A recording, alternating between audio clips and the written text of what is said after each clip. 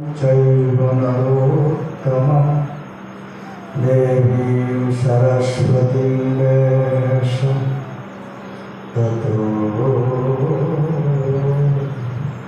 जयमुदीरयेत्। वाञ्छाकल्पतरुभ्यश्च कृपासिन्धुभ्यैव च पतितानां पावनेभ्यो वैष्णवेभ्यो नमो नमः। श्री कृष्ण चैतन्य प्रभु स्वयं भगवान तारो पदारो बिंदे अनंत प्रणाम। आज बड़े सुंदर दुটো तिथि एकत्रित হয়েছে। प्रथम एकादशी तिथि जहाँ भक्तगण अति श्रद्धार सहित नियमेर मध्य থেকে এই ব্রত পালন। तदुपरंत आज श्री श्री राधा गोविंदेर झूलन यात्रा आज तारा झूलने आरम्भ करेছেন। 5 दिन ধরে এই ব্রতেতে বিভিন্ন ব্রজের যে বন আছে 12 বন, বিভিন্ন বনেতে রাধা গোবিন্দের ঝুলন হয়েছে। সখীগণ রাধা কৃষ্ণের জন্য সুন্দর ঝুলা তৈরি করে লতারেই দড়ি দিয়ে বেঁধে গাছে কদম গাছের ডালে ঝুলিয়ে রাধা গোবিন্দকে একটি সিংহাসনে বসিয়ে সখীগণ ঝুলান দিয়েছেন, কেউ নৃত্য করেছেন তাদের আনন্দকে, কেউ কীর্তন করেছেন, কেউ বা গান গীতের সহিত তাদের কেউ মালা পড়াচ্ছেন, কেউ আরতি করছেন ইত্যাদি প্রকারে ব্রজেতে বিরাট আনন্দের সহিত এই আজ থেকে 5 দিন যাবৎ ঝুলন যাত্রা মহোৎসব পালিত হয়েছে। আজও ভক্তগণ ভগবানের সেই আনন্দ উৎসব মানায়। তারা মন্দিরে মন্দিরে এই ঝুলন যাত্রা মহোৎসব আজ থেকে বড় আনন্দের সহিত অনুষ্ঠিত হচ্ছে বৃন্দাবন ধামেতে। এই দুটি তিথি বড় সুন্দর। আমরা পবিত্র আরোপিণী একাদশীর মাহাত্ম্য আলোচনা করব। এই যে একাদশী শ্রাবণ মাসের শুক্লপক্ষিয়া একাদশী, এই একাদশীকে বলা হয় পবিত্র আরোপিণী একাদশী। অর্থাৎ নামের দ্বারা আমরা এইটাই অনুভব করতে পারি, জানতে পারি, যদি কেউ এই একাদশীকে পালন করে নিষ্ঠার সহিত নিয়মের সহিত ভগবত আরাধনা ভগবত চিন্তনের মাধ্যম থেকে, তাহলে এই একাদশী দেবী তার হৃদয়কে পবিত্রতা আরাধনা করে, তার হৃদয়টাকে সুন্দররূপে পরিমার্জিত করে পবিত্র করে দেয়। এই জন্যই একাদশীটার নাম হচ্ছে পবিত্র আরোপণ করে। রোপয়াতিথি আরোপণ, আমরা বীজ লাগাই, ধান লাগাই, গাছ লাগাই, ওটা নাম হয় রোপণ। আর সম্যক প্রকারে না যে খেতিতে আমরা ধান আদি করি, সে কিন্তু আবার 2 মাস 4 মাস সংসার থাকে না, কেটে নিয়ে যায়। কিন্তু তিনি এমনভাবে আরোপণ করেন ভক্তের হৃদয়তে পবিত্রতা, এই পবিত্রতা কখন নষ্ট হয় না। যে সম্যক প্রকারে সম্যকটা বিস্তার রূপে তার হৃদয়টা পূর্ণরূপে পরিষ্কার করে। একদিন রাজা যুধিষ্ঠির ভগবান মধুসূদনকে জিজ্ঞাসা করলেন, হে প্রভু শ্রাবণ মাসের শুক্লপক্ষা একাদশীর নাম কি? আমরা প্রত্যেকবারে আলোচনা করে থাকি যে 24টা একাদশী, 12টা মাস, এর মধ্যে একদম নির্ধারিত রয়েছে কোন মাসের কোন পক্ষে কোন একাদশী হবে। কেউ যদি ইচ্ছা করে একে মুখস্থ করে তিনি এটাকে ঠিক রাখতে পারেন, বলতে পারেন কোন মাসে কোন পক্ষে কোন একাদশী হবে, যদি চায় কেউ ঠিক আছে। এই শ্রাবণ মাসের যে শুক্লা পক্ষ, এই শুক্লা পক্ষের একাদশীর নামটি জিজ্ঞাসা করলেন মহারাজ যুধিষ্ঠির ভগবান শ্রীকৃষ্ণ। তদুত্তরে ভগবান শ্রীকৃষ্ণ বললেন, হে রাজন, আমি সে পবিত্র ব্রত মাহাত্ম্য কীর্তন করিতেছি। আমি আপনার কাছে এই যে সর্ব পবিত্র ব্রত, যিনি নিজে তো পবিত্র, অন্যকেও পবিত্র করে, এই যে সুন্দর একাদশী ব্রত আমি এখন আপনার কাছে বর্ণন করবো। কিন্তু একটি কথা, মনোযোগের সহিত শ্রবণ, অন্যমনস্কের শ্রবণ করলে শ্রবণের ফল পাওয়া যাবে না।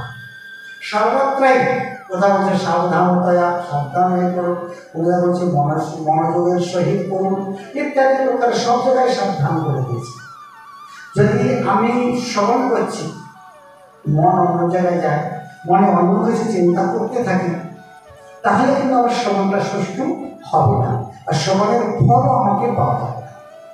এই জন্য শাস্ত্র এই সাবধান করে দিয়েছে বার শ্রবণটা তথা হওয়া দরকার, তেমন হওয়া দরকার শ্রবণ।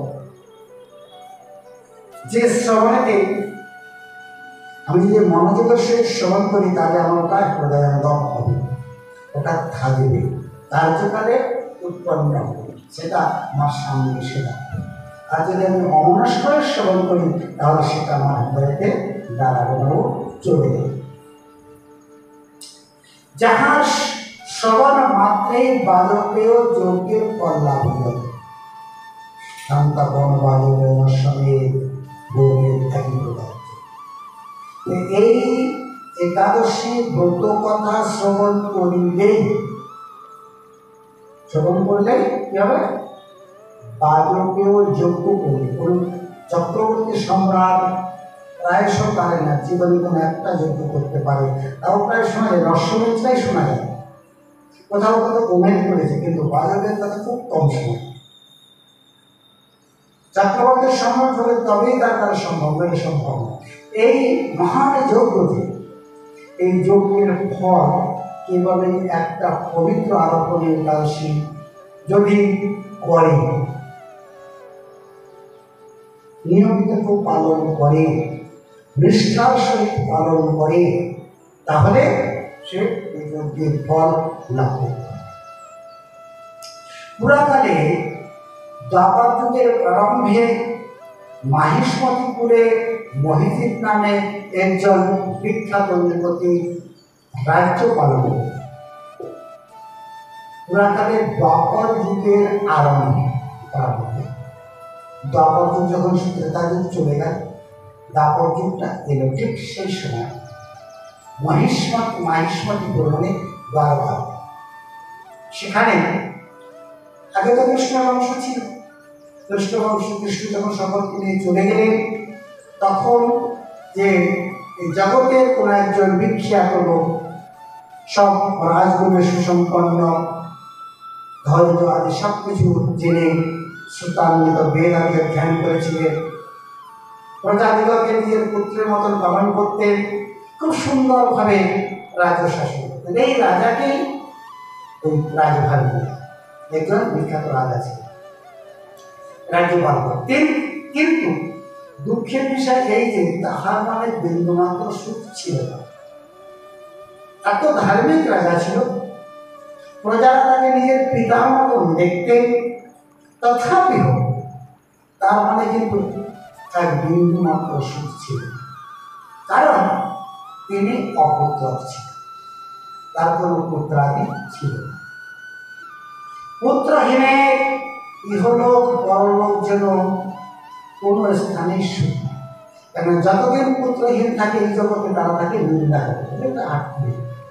হ্যাঁ, না জানি কত পাপ করে এসেছে, তাই পুত্র পুত্র হয় না।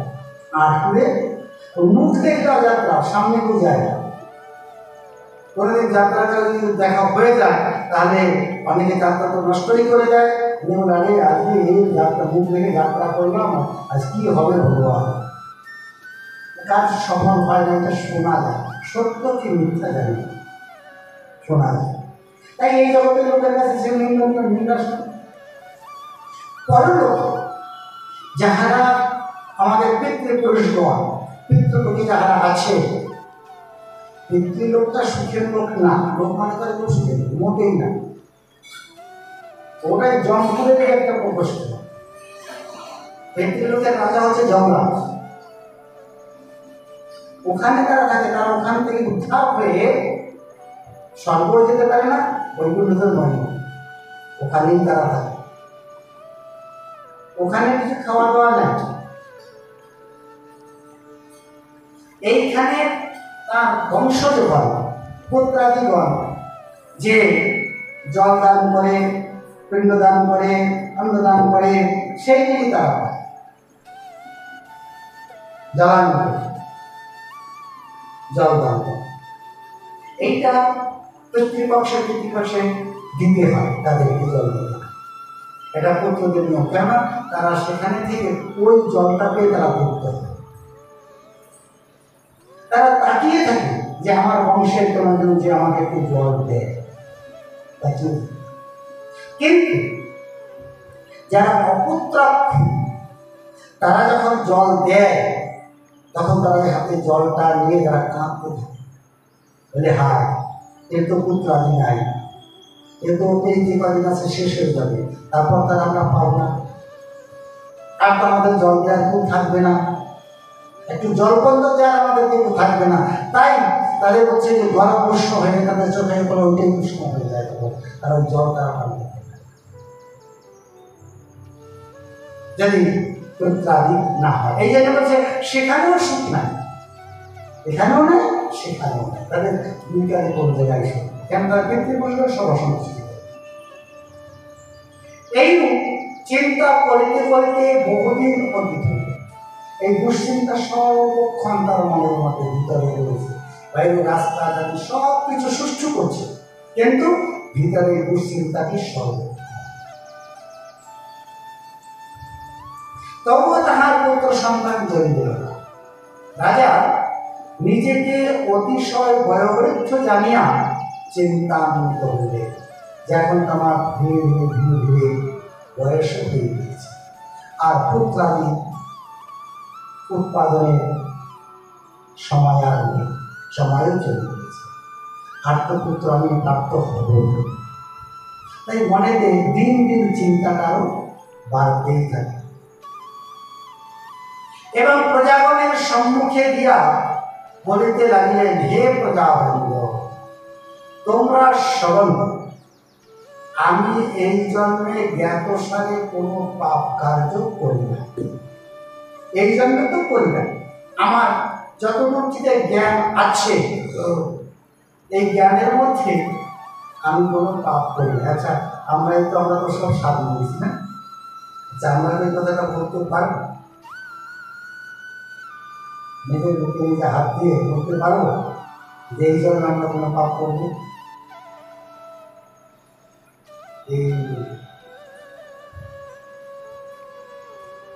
কিন্তু এই রাজা এমনই নিষ্ঠাবান ছিলেন ভগবত চরণে, তিনি কোনো পাপ তিনি বলেছেন।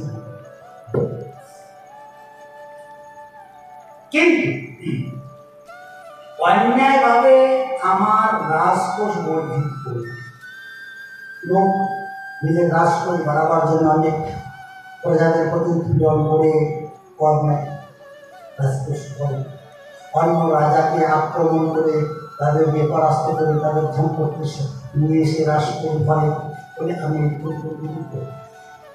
কোনো অন্যায়ের দ্রব্য আমার রাষ্ট্র। ব্রহ্মাস্য দেববৃত্ত কখনো গ্রহণ করি না। কোনো ব্রাহ্মণ ভক্তের বস্তু আমি কখন তাদের কাছ থেকে করব, তাদের জন্য করব। কোন দেবালয়তে করবে, নিজে আমাদের এখানে ট্যাক্স লাগানো আছে, মুসলিম বিল লাগানো আছে, হবে না। ব্রাহ্মণের কাছ থেকেও দিত না, কোনো সাধুদের আশ্রমের থেকেও কোনো পড়াই কিছু নিত না। परंतु प्रजागण के पुत्रवत पालन करिए आसिতেছি।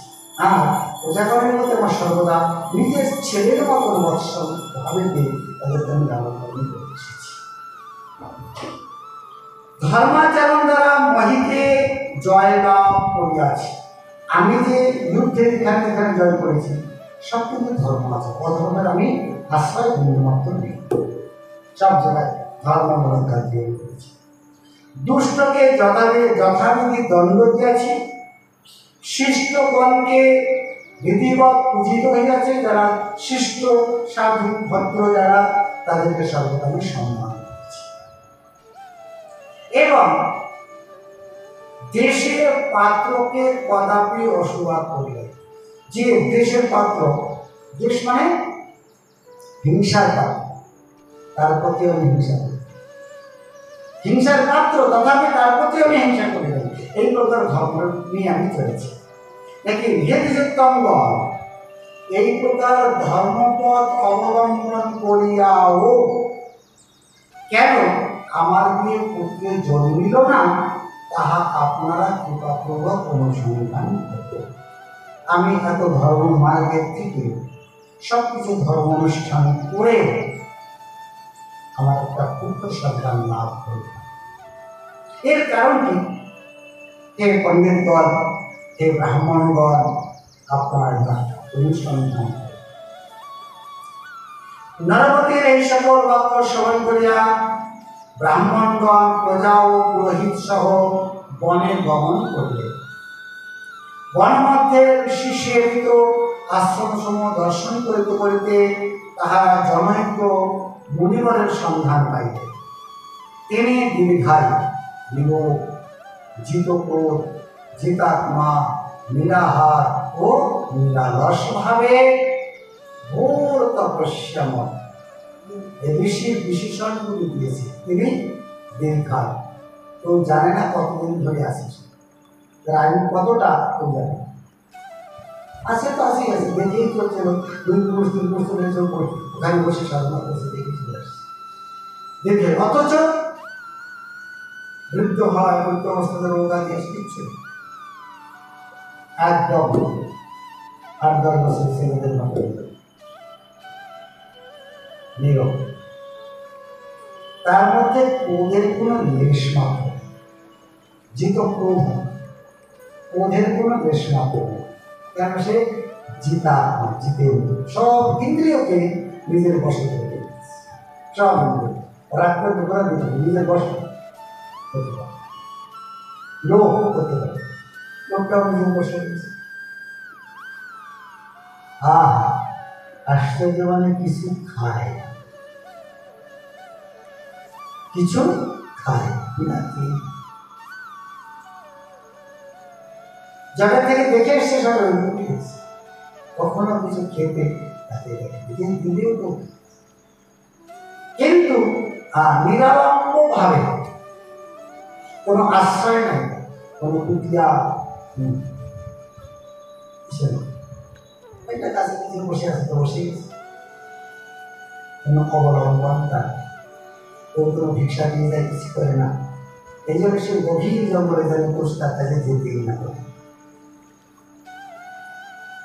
এই প্রকারে ঘোর তপস্যায় তিনি সর্বশাস্ত্র বিশারদ, কিন্তু মনে করে জঙ্গলে বসে আছে, পড়াশোনা জানে না, কিছুই জানে না, সব শাস্ত্র তার মধ্যে একদম অজানা দাম হয়ে বসে আছে, একদম তাজা, চিন্তা করতে হয় না, একদম তাজা। ধর্ম তাৎপর্য, ধর্ম কাহাকে বলে, অধর্ম কাহাকে বলে, এই বিষয়কে তিনি একদম ধর্ম তাৎপর্য চিন্তালজ্জ, ভূত, ভবিষ্যৎ, বর্তমান, তিনটা তিনি জানেন। তিনি জায়গায় বসে তিনটা দেখতে পারেন। সেই মহামণি ত্রিভুবনে লোমশ নামে বিখ্যাত।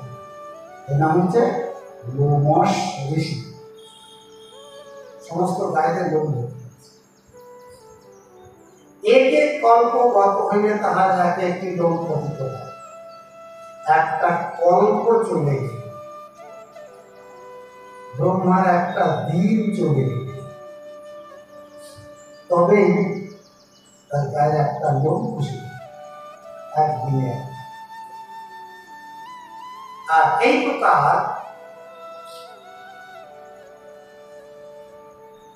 তাহাকে দর্শন করিয়া সকলে কৃতার্থ হইলেন এবং পরস্পর বলিতে লাগিলেন যে আমাদের বহুজন্মের ভাগ্য ফলে মঙ্গলের সাক্ষাৎ হবে। যারা ভগবান ভজন করে সত্য, তাদের সাক্ষাৎ হওয়া ভাগ্য না থাকলে কিন্তু হয় না। ভাগ্য না থাকলে হয় না। আসলে যারা সাধক, যারা ভগবৎ শরণাগত, ভগবানের প্রিয় যারা, তাদের দর্শন করা খুবই কষ্ট।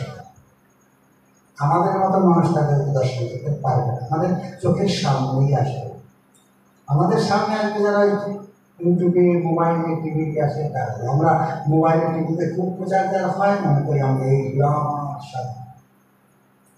কিন্তু সত্য সত্য যারা ভগবত প্রিয় সাধু, ভগবান যাদের প্রিয় এবং ভগবানের যাদের প্রিয়, তিনি কোনোদিনই মোবাইলের সামনে আর টিভির সামনে, তিনি নিজেকে নিজে সর্বদা লুকিয়ে রাখেন, যে যেন কেউ যেন জানতে না, যেন ধরা পড়ে না। লোকের কাছে দেখায় আমার কিছু নাই, আমি একজন মূর্খ, অভক্ত, এরকম সে লোকের কাছে দেখা। লোকের কাছে বলবে তো নাই কখনো যে আমি তাদের বলে তার আচরণের দ্বারাও বলবে না। আর কেউ জানতে চাইলেও নিজেকে গোপন করে না। এইটাই হচ্ছে ভক্তির লক্ষ্য। যার মধ্যে ভক্তি এসেছে সে কোনোদিনও লোকে প্রকাশ নিজেকে করবে না। সে ভক্তি ভক্তি ধর্মের চুরি পারবে না, এই জন্য তারা কখনোই সামনে আসে। আমাদের মতো লোক, আমাদের যশাকাঙ্ক্ষী আমরা, অর্থাকাঙ্ক্ষী আমরা, অনেকে আমরা শিষ্যলোভী, যার জন্য আমরা টিভির সামনে, ইউটিউবে আমরা সামনে আসি। আমার প্রচার হোক এটা আমি চাই, কিন্তু তারা চাই আমার প্রচারটা না। এটা শুনে যাচ্ছে। আর তোমার ঋষিবর তাহাদিগকে সম্বোধন করিয়া বললেন, হে মহাত্মাগণ, হে মহানুভবগণ, কি কারণে আপনার এখানে আসিয়াছেন এবং কেনই বা আমার মতন আমার এত প্রশংসা করতেছে, তাহা স্পষ্ট হতে পারে। আপনাদের মঙ্গল যাহাতে হয় আমি নিঃসংশয়ে তাহার চেষ্টা করি। তখন ব্রাহ্মণগণ বলতে লাগলেন, হে ঋষিবর, আমরা যে উদ্দেশ্যে এখানে উপস্থিত হইয়াছি তাহা কৃপাপূর্বক শ্রবণ। এ বিশ্বে আপনার ন্যায় শ্রেষ্ঠ ব্যক্তি কোথাও দেখা যায় না। মহিজিৎ নামে আমাদের রাজা নিঃসন্দেহ, যে কারণে অতি দুঃখে দিন যাপন করতেছি। আমরা তাহার প্রজা। তিনি আমাদিগকে পুত্রবৎ পালন করেন, কিন্তু তিনি পুত্রহীন বলিয়া দুঃখী হয় আমরাও সবাই মর্মাহত। তাহার মনোবেদনা দূর করিতে আমরা নৈষ্ঠিক মতি সহকারে ঘোর তপস্যার জন্য এই গহন বনে আগমন করিয়াছি। হে প্রিয়তম, তাহার ওই সুকৃতির ফলে আপনার ন্যায় মহামণির সাক্ষাৎ লাভ হইয়াছে। মহতের দর্শনে কার্য সিদ্ধি হইয়া থাকে। জগতে এইরূপ প্রসিদ্ধ আছে। হে মুনে, রাজা যাহাতে পুত্রের মুখ দর্শন করিতে পারেন কৃপা করিয়া তাহার উপায় বর্ণন করেন। মণিবর তাহাদিগের বাক্য শুনিয়া ধ্যানমগ্ন হইলেন। কিছু সময় পরে তিনি রাজার পূর্বজন্ম বৃত্তান্ত বলতে আরম্ভ করলেন।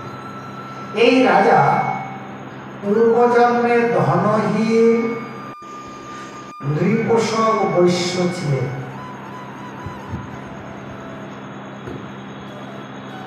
পূর্বজন্মে রাজা ছিল একজন বৈশ্য, কৃষ্ণমূলক স্বভাবে তাদের কাজ, কিন্তু তিনি গরিব ছিলেন, ধনহীন ছিলেন, অতঃ নৃশোষক ছিল। এরা সুট লাগিয়ে কাজ করে, লোকের কাছ থেকে পয়সা নেওয়ার খুব পেয়েছে, শোষণ করে পয়সা নেয়। এই গ্রামের দিকে দেখা যায় এরকম কিছু সুদখোর আছে যারা শোষণ করে পয়সা নেয়। বাণিজ্যের উদ্দেশ্যে তিনি গ্রাম হইতে গ্রামান্তরে যাতায়াত করতেন। একদা জ্যৈষ্ঠ মাসের শুক্লপক্ষের দশমী দিনে কোন স্থানে গমনকালে মধ্যাহ্নে প্রতিমধ্যে অতিশয় তৃষ্ণার্ত হইয়া পড়ে। বাণিজ্যের জন্য ব্যবসার জন্য এখান থেকে সেখানে যেতে হয়। তা গরমের সময় যাচ্ছে, রোদ কোথাও যেতে যেতে রাস্তায় খুব জল বসে। গ্রামান্তরে একটি জলাশয় দর্শনে তিনি জলপানে উদ্যত হইলেন, কিন্তু সে স্থানে পৌঁছিয়া দেখিলেন যে একটি সবৎসা ধেনু জলপান করিতেছে। গরু জলপান করে তাকে তাড়াতে হয়। বাছুরের সেই কাছে গাই, সেই গাইটা জলপান করছে, কিন্তু এ দেখতো এই জলপান জল যদি গরুটা পান করে নেয় তাহলে আমি তার পিপাসানি তাকে তাড়াবো। গরু তো আমাদের মধ্যে 1 লিটার জল পান করবে না,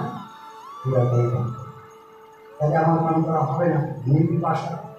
এ কি করলো, গরুটাকে তাড়িয়ে, গাইটাকে তাড়িয়ে দিয়ে তৎক্ষণাৎ তিনি তাহাদিগকে জলপানে বঞ্চিত করিয়া নিজেই জলপান করতে লাগলেন। গরুটাকে হাঁটিয়ে দিয়ে নিজে তাদের কি হলো, এই পাপকর্মের ফলে তিনি পুত্রহীন হয়েছে। কিসের জন্য কিছু হয়, কিছু করা যায় না। বলে এত ভালো লোক ছিল, এত হরিনাম করতো, এত ভজন করতো, এত সাধুসেবা করতো, এই পুত্রটি কেন হলো? এটা এখনকার নাই, সবাইকে সাবধান, সবাইকে সাবধান রাখতে, আমার দ্বারা কোনো প্রকার পাপ কার্য না হয়। পিপাসান্তর পক্ষে অস্বাভাবিক মানে গাইটাকে তাড়িয়ে দিয়ে বুঝে যায়। তার ফলে আজকে তার সব কিছু আছে, তার কাছে কিচ্ছু কম নেই, একজন রাজা, মহান রাজা, অথচ কিন্তু পূর্বজন্মে কোন পূর্ণ হেতু তিনি এইরূপ নিষ্কণ্ঠ রাজ্য লাভ করিয়াছেন। একটা পূর্ণতার কিছু হয়েছিল, যার কারণে সে এত সুন্দর রাজা হয়েছে বা রাজ্য লাভ করেছে। হেমনি শাস্ত্রে প্রসিদ্ধি আছে যে পুণ্য দ্বারা পাপ সরে যায়। অতএব আপনি এরূপ পুণ্যের উপদেশ করুন যাহাতে তাহার প্রারব্ধ পাপ দূর হয় এবং আপনার অনুগ্রহে তিনি পুত্র সন্তান লাভ করবেন। নমাস মনে করিলেন শ্রাবণ মাসের শুক্লপক্ষের পবিত্র আরোপণী একাদশী ব্রত অভীষ্ট ফল প্রদান, তাকে পাপ থেকে মুক্ত করুন। পবিত্র আরোপণী একাদশীতে নিষ্ঠার সহিত পালন করার জন্য তাকে পাপ থেকে মুক্ত করুন, এই জন্য এর নাম হল পবিত্র। আপনারা সকলেই পালন করুন। সেই মণিবরের বাক্য শ্রবণে পরম পরিতুষ্ট হইয়া তাহাকে ভক্তি করে প্রণাম পূর্বক তাহারা নিজের স্থানে প্রত্যাবর্তন করিলেন। অতঃপর তাহারা সকলে মনের নির্দেশে যথাবিধি ব্রত পালন করিয়া তাহাদের সকলের পূর্ণ ফল রাজাকে প্রদান করিলেন। সেই পূর্ণ প্রভাবে রাজমহিষী গর্ভবতী হইলেন এবং যথোপযুক্ত সময়ে একটি বলিষ্ঠ ও সুশ্রী সুন্দর সুসন্তান প্রসব। শ্রাবণ মাসে শুক্লা দ্বাদশী তিথিতে সূর্য অর্পণগত হইলে বাসুদেব কৃষ্ণ মূর্তিতে যজ্ঞপবির দানের নাম পবিত্রাবতার। পূর্বদিনে অধিবাস করিয়া গোদহানান্তরিত কালে গুরু ও ব্রাহ্মণদিগকে প্রণাম করিতে মঙ্গল গীত কীর্তনের সহিত রাত্রি জাগরণ কর্তব্য। তারপর স্বর্ণরৌপ্য তাম্র এবং কষায় বস্ত্র সহ ব্রাহ্মণ ও বৈষ্ণবদিগকে যথাবিধি অর্চন করিতে হইবে। ব্রাহ্মণ ক্ষত্রিয় বৈশ্য শূদ্র সকলে সধর্মে অবস্থিত হইয়া ভক্তের সহিত এই পবিত্র উৎসব পালন করিবে। যদি ভক্তি মুক্তিকামী ব্যক্তিগণ এই ব্রতোৎসব শাস্ত্রানুযায়ী পালন না করেন তবে তাহাদের সকল পূজা নিষ্ফল হইবে। এই ব্রত মাহাত্ম্য যিনি শ্রবণ করিবেন তিনিও সর্বপাপ হইতে মুক্ত হইবেন এবং পুত্র সুখ ভোগ করিয়া পরলোকে স্বর্গগতি প্রাপ্ত হইবেন। জয় জয় শ্রী রাধে শ্যাম কৃষ্ণায় বসুদেবায় হরয়ে পরমাত্মনে প্রণত ক্লেশনাশায় গোবিন্দায়।